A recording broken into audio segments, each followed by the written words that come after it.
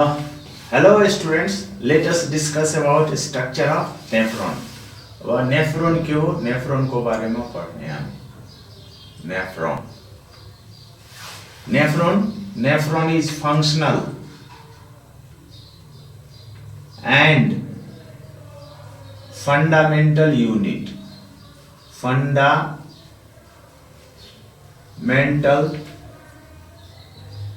unit of kidney. Basic structure. Nephron is basic structure of kidney. So we can say functional and fundamental unit of kidney. Chief function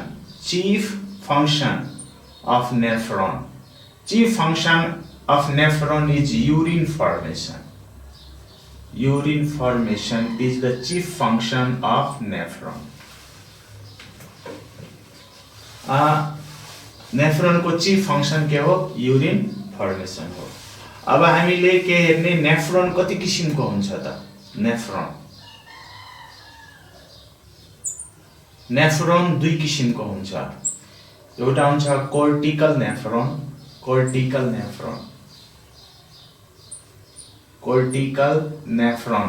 अर्को हुन्छ juxta medullary nephron. भन्दाखेरि nephron, there are two types of nephron, cortical nephron and juxtamedullary nephron. We can see the location of cortical nephron and juxtamedullary nephron in kidney. Suppose this is kidney, this is a kidney, diagram of kidney. And we can say this is cortex and this is medulla, and here is this structure is pyramid, renal pyramid. This structure is renal pyramid. In cortex region we see this structure. This is Bowman's capsule and this is PCT, and this structure descending limb of loop of Henle, and another is ascending limb of loop of Henle. This is ascending limb of loop of Henle and DCT, and this is the tubule. Or we can say collecting duct. So this is the structure of nephron. We can say this is the structure of nephron. This structure is nephron. And nephron is extending from renal cortex to renal medulla. And this nephron is cortical nephron. This one is cortical nephron. And cortical nephron is situated, its Bowman's capsule is situated in the middle or upper part of the renal cortex. And its loop of Henle, this is loop of Henle, little bit extending towards the renal medulla. Renal medulla मा अलिकति गएको हुन्छ. तर अर्को हुन्छ juxtamedullary nephron. तो juxtamedullary nephron पनि के हुन्छ, यहाँनिर यसको यो renal medulla र renal cortex को जंक्शन को नजिक, करिब जंक्शन को नजिक यहाँनिर हुन्छ Bowman's capsule, अनि यो हुन्छ PCT, अनि यो डीप मा जान्छ, अनि रेनल मेडुला को डीप मा एक्सटेन्ड गर्छ लूप अफ हेनले, र फेरि लूप अफ हेनले रेनल, अनि के हो यो DCT, अनि फेरि यो के हो कलेक्टिंग डक्ट, रेनल मेडुला को डीप मा जान्छ, अनि यसलाई के भन्छ juxtaglomerular nephron. So this is juxtaglomerular nephron and this is cortical nephron. This one is cortical nephron. So juxta means junction बुझ्ने. Juxta means के रे junction of renal cortex and medulla region को junction नजिक nephron हुन्छ, त्यसलाई के भन्छ juxtamedullary nephron. अब यो cortical nephron को नम्बर हुन्छ करिब 80% to 90%. 80% to 90% of total nephron. Cortical nephron the number of cortical nephron is about 80% to 90%, and juxtamedullary nephron consist only 10% to 20% of total nephron. The total nephron को 10% र 20% हुन्छ भन्ने बुझ्ने। अर्को योले के गर्छ भने cortical nephron maintain the water in blood plasma during normal condition। फेरि सुन्ने, cortical nephron को मेन फंक्शन के हो, maintain volume of plasma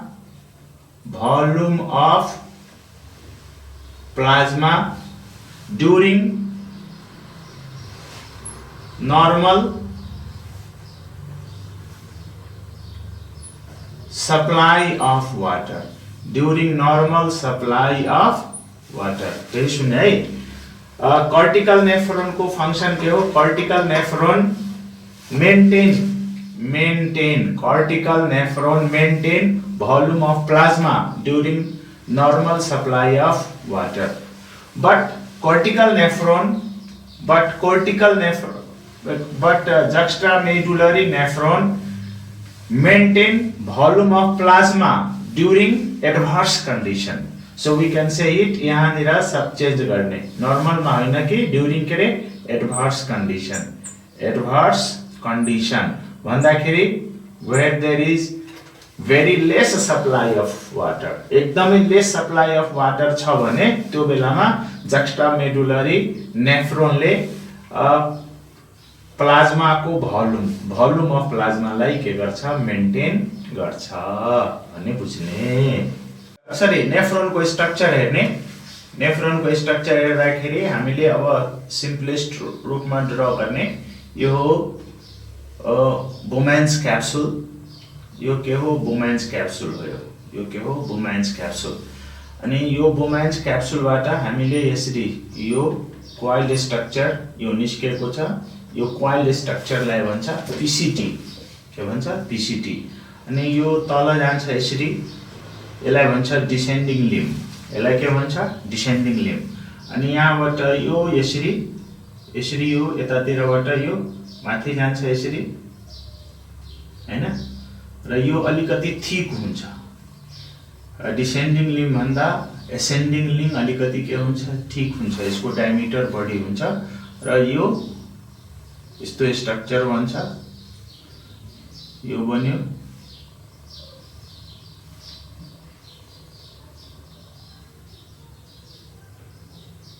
ल हामीले के को स्ट्रक्चर बनायो, नेफ्रोन को स्ट्रक्चर हामीले बनायो, नेफ्रोन को स्ट्रक्चर बनायो, नेफ्रोन। अब यो नेफ्रोन को डिफरेन्ट पार्ट्सहरु हेर्ने है त। अब यसलाई हामीले अब यताबाट यसमा यसलाई यो स्ट्रक्चरलाई हामीले के भन्ने रे, यसलाई भन्ने बोमेन्स क्याप्सुल, बोमेन्स क्याप्सुल भन्ने, यसलाई Bowman's capsule.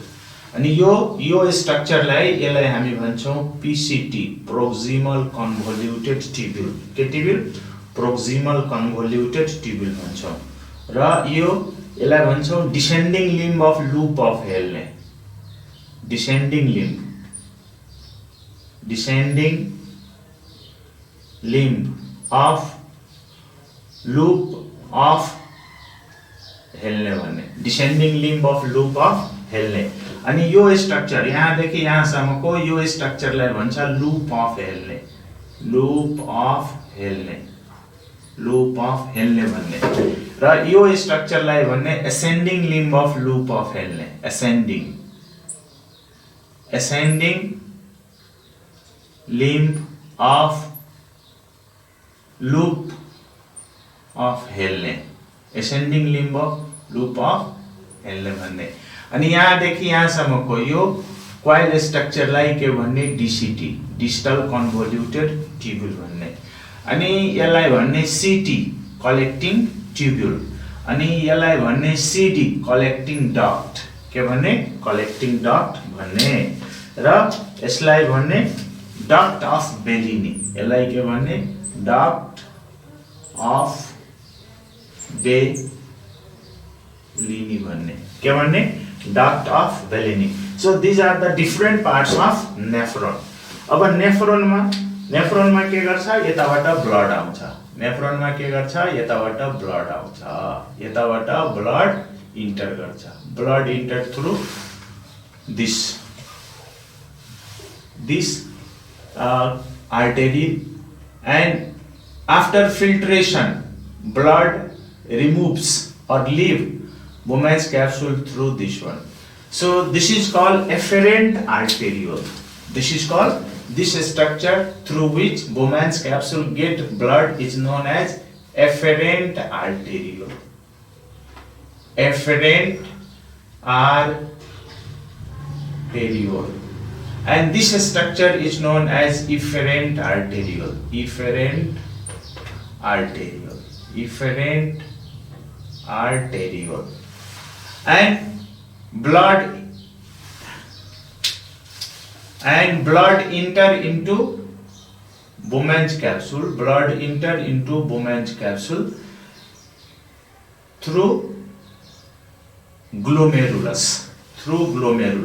So this efferent arteriole break up into capillaries, break up into very fine capillaries. That is, it is similar to hair like capillaries. Man, yo ke garcha, break up garcha yo.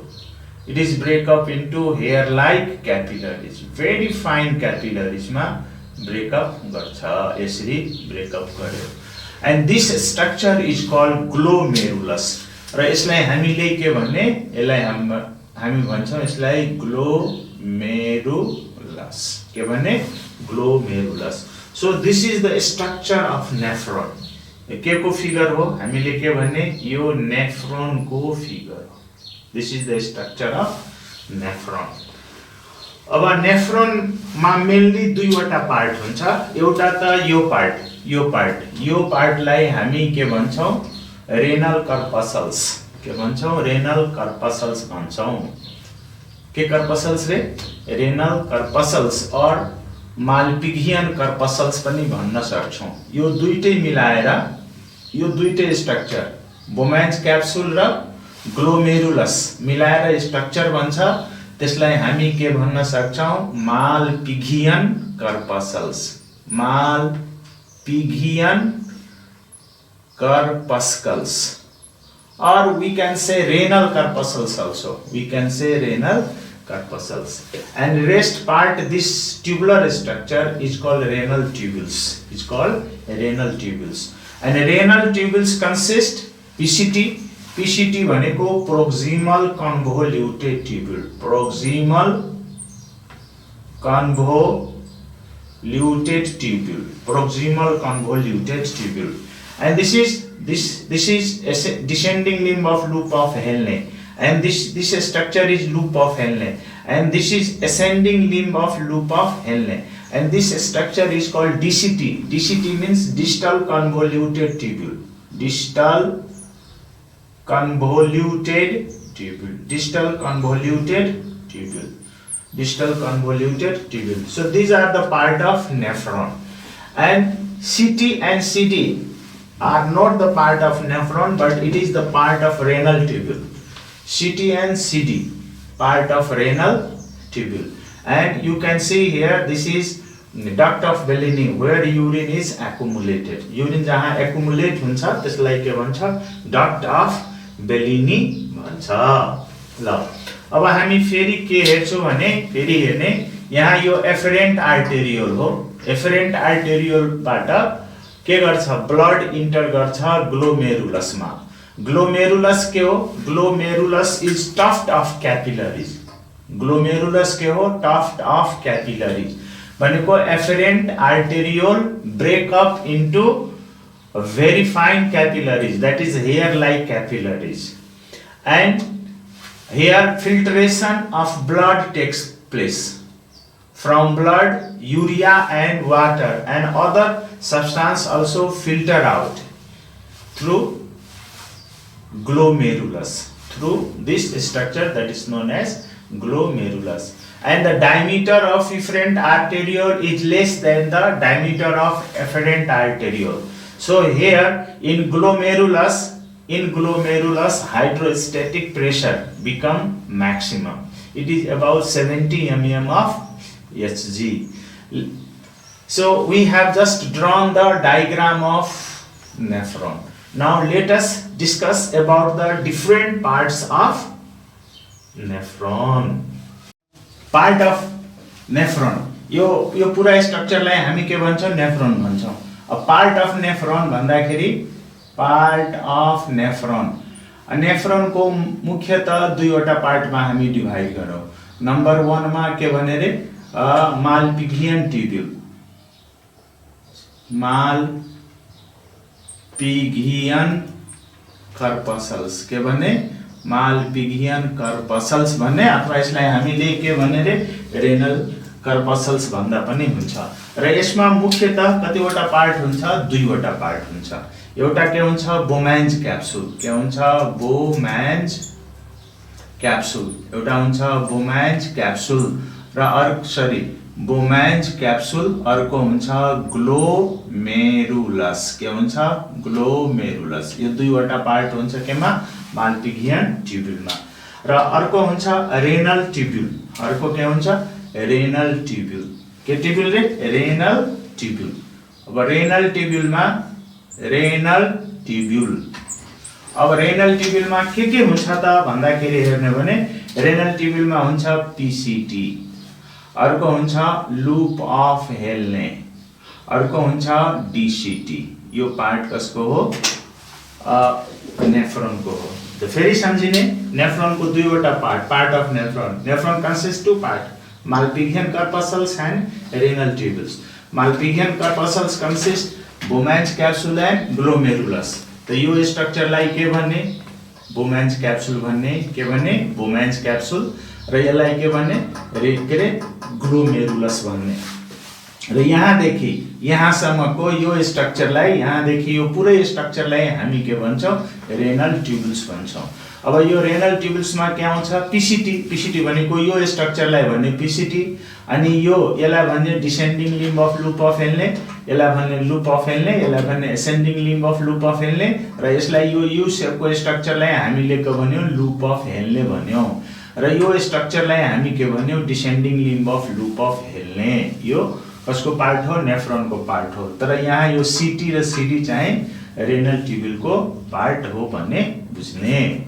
ल अब हामीले कसको बारेमा discuss गर्ने? यो बोम्यान्स capsule को बारेमा discuss गर्ने. अनि बोम्यान्स क्याप्सुल को डिस्कस गर्दाखेरि यहाँनिर के हुन्छ? बोम्यान्स क्याप्सुल को मा यो बाहिर यहाँनिर हेर्यो भने यसलाई के भन्छ? यो अर्को यो हुन्छ पेराइटल लेयर, अर्को हुन्छ भिसरल लेयर. पेराइटल लेयर, अर्को के हुन्छ? भिसरल लेयर हुन्छ. पेराइटल लेयर, अर्को के हुन्छ? भिसरल लेयर हुन्छ भन्ने हामीले बुझ्ने. के लेयर रे? पेराइटल लेयर र भिसरल लेयर बुझ्ने है. अब पेराइटल लेयर, यसमा के हुन्छ? स्क्वामस इपिथेलियल सेल्स हुन्छ. के हुन्छ? Squamous epithelial cells. Squamous epithelial हुन्छ. के हुन्छ? स्क्वामस इपिथेलियल सेल्स हुन्छ. यहाँ पनि यो के हो? स्क्वामस इपिथेलियल सेल्स हो. केमा? यो बाहिरको लेयरलाई हामी के भन्छौं? Parietal layer. के लेयर रे? पेराइटल लेयर भन्छौं. र यो भित्रको लेयरलाई हामीले के भने? Visceral layer. के भने रे? भिसरल लेयर भन्ने. भन्दाखेरि बोम्यान्स क्याप्सुलमा कतिवटा लेयर भयो? दुईवटा. के पेराइटल लेयर र भिसरल लेयर. पेराइटल र भिसरल लेयरमा कुन टिस्यु हुन्छ भनेर भन्ने भने हामी के भन्ने? Squamous epithelial tissue is present in parietal layer and visceral layer. अनि यो यसको बीचमा यो भिसरल लेयर भयो, यो के भयो? पेराइटल लेयर भयो. यसको बीचमा स्पेस हुन्छ, यसलाई भन्छ क्याप्सुलर स्पेस. के भन्छ रे? क्याप्सुलर स्पेस भन्छ. के भन्छ? क्याप्सुलर स्पेस भन्छ. र यो क्याप्सुलर स्पेसमा के गर्छ?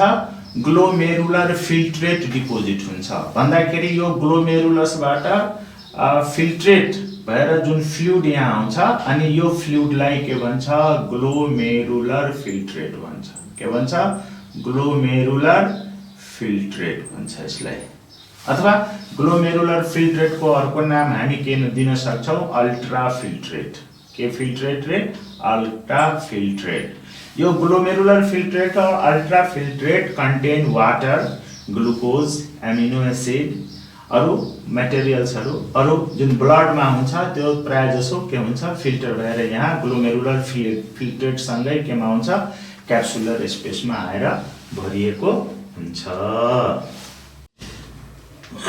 सुरु गर्ने है त ल अब यहाँ आएर है हामीले यो पार्टलाई यहाँको यो यति पार्टलाई हामीले यसलाई ठुलो पारेर यहाँ देखायौं है भन्दाखेरि यो के हो फिल्ट्रेसन ब्यारियर अथवा यसलाई के भने ग्लोमेरुलर फिल्ट्रेसन ब्यारियर त ग्लोमेरुलर फिल्ट्रेसन ब्यारियरमा तीन वटा पार्ट हुन्छ के हुन्छ तीन वटा पार्ट हुन्छ इन्डोथेलियल सेल्स विथ फेनेस्ट्रेशंस यो के हो इन्डोथेलियल sales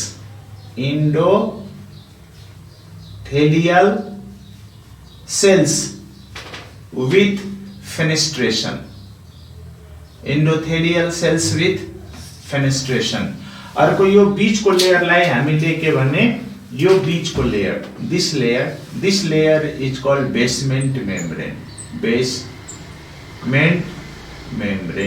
or glomerular basement membrane भने पनि हुन्छ यसलाई हामीले यसलाई के भने ग्लोमेरुलर बेसमेन्ट मेम्ब्रेन भने पनि हुन्छ अर्को यो जुन सेल्स छ यो सेल्सलाई हामी के भन्छौं पोडोसाइट्स भन्छौं के भन्छौं podocytes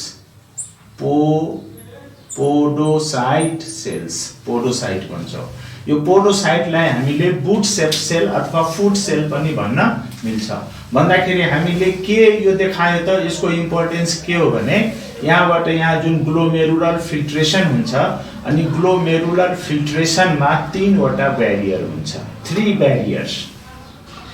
three barriers in glomerular filtration barriers in glomerular filtration GF भनेको ग्लोमेरुलर फिल्ट्रेसनमा कति वटा ब्यारियर हुन्छ तीन वटा ब्यारियर हुन्छ सबभन्दा भित्र त यहाँ यो के हो ग्लोमेरुलस हो यो ग्लोमेरुलस के हो टफ्ट अफ क्यापिलरी अनि यस भित्र के हुन्छ इन्डोथेलियल सेल्स हुन्छ त्यसैले हामी के भन्यो इन्डोथेलियल सेल्स विथ के रे फेनेस्ट्रेसन भन्दाखेरि यो कुनै सेल्स हो भने मान्न यो सेल्स हो भने यसमा के हुन्छ यसमा यस्तो हुन्छ ओपनिङ हुन्छ अनि यसलाई भन्छ फेनेस्ट्रेसन के भन्छ यसलाई फेनेस्ट्रेसन भन्छ यसलाई भन्छ फेनेस्ट्रेसन त यो फेनेस्ट्रेसन इन्डोथेलियल सेल्स ह्याभिङ के रे फेनेस्ट्रेसन अनि बीचको यो मेम्ब्रेन हुन्छ यसलाई भन्छ ग्लोमेरुलर बेसमेन्ट मेम्ब्रेन अर्को के रे यो पोडोसाइट सेल्स सो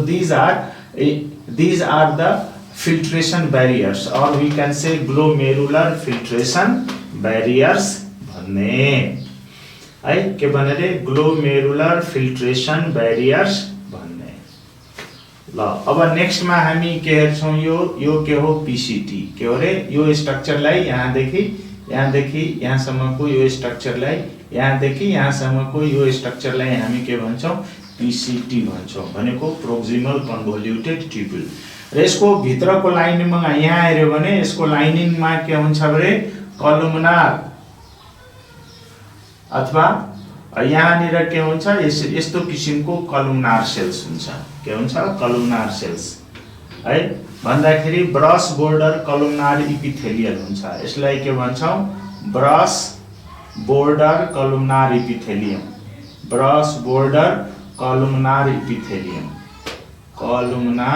इपिथेलियम भन्ने यसलाई के भने brush border columnar epithelium present in PCT मा के हुन्छ ब्रस बोर्डर कलुमनार इपिथेलियम सेल्सहरु हुन्छ भन्ने बुझ्ने brush border columnar epithelial cells PCT मा हुन्छ भन्ने कुरा हामीले के गर्ने बुझ्ने है अब यहाँ के गर्छ यहाँबाट जुन फिल्ट्रेसन हुन्छ यो फिल्ट्रेसनको धेरै जसो पार्ट के हुन्छ रिएब्जर्ब हुन्छ जस्तो वाटर के गर्छ रिएब्जर्ब हुन्छ रिएब्जर्ब केमा हुन्छ भने यो पीसीटी को वरिपरि पीसीटी को वरिपरि यहाँबाट यो देखिरहेछौ इफेरेन्ट आर्टेरियलको ब्रान्चहरु यो क्यापिलरिजहरु यसको वरिपरि हुन्छ पेरिट्युबुलर क्यापिलरिज हुन्छ के हुन्छ पेरिट्युबुलर क्यापिलरिज त्यो पेरिट्युबुलर क्यापिलरिजमा के गर्छ यहाँ जुन फिल्ट्रेट आएको छ त्यो फिल्ट्रेटको धेरै जसो पार्टहरु रिएब्जर्ब हुन्छ करिब 80 to 90% पार्ट के हुन्छ यसमा रिएब्जर्ब हुन्छ र यहाँ जुन सेल हुन्छ त्यसलाई हामी के भन्छौं brush border columnar epithelial cells भन्छौं के सेल्स रे brush border columnar epithelial cells present in PCT र यहाँबाट धेरै जसो सब्स्टान्सहरु के हुन्छ रिएब्जर्ब हुन्छ त्यसपछि हामी आउँछौं यसमा यसलाई भन्छ descending limb of loop of हेल्ने यो descending limb of loop of हेल्नेमा यहाँनिर सेल्स हुन्छ यसलाई भन्छ squamous epithelial cells squamous epithelial cells के सेल्स स्क्वामस इपिथेलियल सेल्स हुन्छ स्क्वामस इपिथेलियल सेल्स हुन्छ यसले पनि के गर्छ रिएब्जर्प्सन गर्छ यहाँबाट पनि के हुन्छ रिएब्जर्प्सन हुन्छ वाटर रिएब्जर्प्सन हुन्छ ग्लुकोज रिएब्जर्ब हुन्छ एमिनो एसिड रिएब्जर्ब हुन्छ हैन कुरा बुझ्यौ यी कुराहरु के गर्छ यहाँबाट रिएब्जर्ब हुन्छ भन्दाखेरि हामीले के भने यहाँ देखि यो पार्टमा हेर्यो भने यो पार्ट देखि यो पार्टसम्म यहाँ सम्मको यो पार्टमा के हुन्छ यो पार्ट के हुन्छ परमिएबल टु वाटर के हुन्छ permeable to water permeable to water and impermeable to impermeable to salt salt को के हुन्छ impermeable हुन्छ ल त्यसपछि अब हामी के भन्छौ यतातिर नेक्स्ट पार्टमा हेर्छौ नेक्स्ट पार्टमा अब हेर्यो भने यसलाई भन्छ ascending limb of loop of हेल्ने ascending limb of loop of हेल्नेमा यहाँनिर के हुन्छ क्युबोइडल इपिथेलियल सेल्स हुन्छ यहाँनिर के सेल्स हुन्छ क्युबोइडल इपिथेलियल सेल्स क्युबोइडल इपिथेलियल सेल्स हो क्युबोइडल इपिथेलियल सेल्स हुन्छ यहाँ क्युबोइडल इपिथेलियल सेल्स हुन्छ र यो पार्ट के हुन्छ भने यो पार्ट अब यहाँ देखि यहाँसम्मको यो पार्ट हेर्यो भने यहाँ देखि यहाँसम्मको यो पार्ट हेर्यो भने यो के हुन्छ impermeable to water impermeable to water impermeable to water and permeable to salt के हुन्छ परमिएबल टु के हुन्छ सल्ट हुन्छ भन्ने बुझ्ने है तर यो स्ट्रिक्टली इम्परमिएबल हुँदैन है यसको परमिएबिलिटी केमा भर पर्छ भने एडीएच मा भर पर्छ केमा भर पर्छ एडीएच र एल्डोस्टेरोन मा भर पर्छ एल्डोस्टेरोन मा भर पर्दछ अब हामीले यो we have already discussed about this structure this is ascending limb of loop of Henle र यसलाई के भन्छ descending यसलाई भन्छ DCT के भन्छ यसलाई DCT भनेको डिस्टल कन्भोल्युटेड ट्युब्युल भन्ने गर्दछौं यो डिस्टल कन्भोल्युटेड ट्युब्युल मा पनि यहाँनिर के हुन्छ क्युबोइडल इपिथेलियल सेल्स हुन्छ के हुन्छ क्युबोइडल इपिथेलियल सेल्स के सेल्स रे क्युबोइडल इपिथेलियल सेल्स हुन्छ भन्ने बुझ्ने क्युबोइडल इपिथेलियल सेल्स हुन्छ र यो पार्ट के हुन्छ इम्परमिएबल टु वाटर के हुन्छ इम्परमिएबल टु वाटर हुन्छ है तर यसको permeability depends upon ADH hormone थाहा छ एडीएच हार्मोन एडीएच को पूरा नाम के हुन्छ एन्टी ड्युरेटिक हार्मोन के हार्मोन रे anti diuretic hormone and this antidiuretic hormone is secreted by hypothalamus and is stored in posterior pituitary lobe यो ADH hormone hypothalamus ले secrete गरेको हुन्छ र posterior pituitary lobe मा स्टोर भएको हुन्छ र posterior pituitary lobe बाट ब्लड मा यो रिलिज गर्छ है यदि यो ADH absent छ भने when ADH is के रे absent ADH यदि absent छ भने के हुन्छ त ADH absent छ भने ठुलो अमाउन्ट मा युरिन बन्छ large urine formation in big amount big volume if ADH is absent then urine in big volume, big भोल्युममा के गर्छ युरिनको फर्मेसन हुन्छ। अनि ठुलो एमाउन्टमा के गर्छ युरिन बाहिर निस्कन्छ है, के गर्छ ठुलो एमाउन्टमा युरिन बाहिर निस्कन्छ। त्यसलाई के भन्छ, ठुलो एमाउन्टमा युरिन बाहिर निस्कियो भने, ठुलो एमाउन्टमा युरिन बाहिर निस्कियो भने त्यसलाई भन्छ ड्युरेसिस भन्छ। के भन्छ ड्युरेसिस भनेको युरिन इन बिग भोल्युम बाहिर निस्कियो भने यसलाई के भन्छ ड्युरेसिस भन्दछ। र यो बेलाको कन्डिसनलाई हामी के भन्न सक्छौं डायबिटिज इन्सिपिडुस भन्ने। के भने यसलाई डायबिटिज इन्सिपिडुस भन्ने, डायबिटिज इन्सिपिडुस भन्छ। भनेको यसमा यो डायबिटिज त होइन, this is not a disease, तर यो के हो ठुलो एमाउन्टमा युरिन बन्यो भने यसलाई के भन्छ डायबिटिज इन्सिपिडुस भन्छ। के भन्छ डायबिटिज इन्सिपिडुस भनेको डायबिटिज दुई किसिमको हुन्छ, डायबिटिज मेलाइटस र डायबिटिज इन्सिपिडस हुन्छ। त डायबिटिज मेलाइटस भनेको युरिनमा ग्लुकोज देखा पर्नु, युरिनमा ग्लुकोज आउनुलाई के भन्छ डायबिटिज मेलाइटस। र डायबिटिज इन्सिपिडुस भनेको के हो भने big volume of urine formation भयो भने त्यसलाई भन्छ डायबिटिज इन्सिपिडुस। र त्यो त्यसलाई अर्को टर्म के युज गरिन्छ diuresis, formation of big volume of urine, त्यसलाई के भन्छ ड्युरेसिस। अनि यसको माथि हामीले यहाँ के लेखेका छु ATH anti diuretic hormone. Anti diuretic hormone भन्दाखेरि यसले के गर्छ यहाँबाट अब वाटर रिएब्जर्ब गर्छ, यसको वरिपरि बीसीटी को वरिपरि के हुन्छ पेरिट्युबुलर क्यापिलरिज हुन्छ। त्यो पेरिट्युबुलर क्यापिलरिजमा के गर्छ यो डीसीटी बाट वाटर निस्केर पेरिट्युबुलर क्यापिलरीमा जान्छ भनेको फेरि के भयो यहाँबाट पनि वाटरको रिएब्जर्प्सन भयो। र एडीएच भयो भने, एडीएच भयो भने के हुन्छ भने युरिनको फर्मेसन कम हुन्छ। If ADH is present, ADH present छ भने के हुन्छ कन्सन्ट्रेटेड युरिन बन्छ, कन्सन्ट्रेटेड युरिनको फर्मेसन हुन्छ। एडीएच प्रेजेन्ट कन्सन्ट्रेटेड युरिनको फर्मेसन हुन्छ।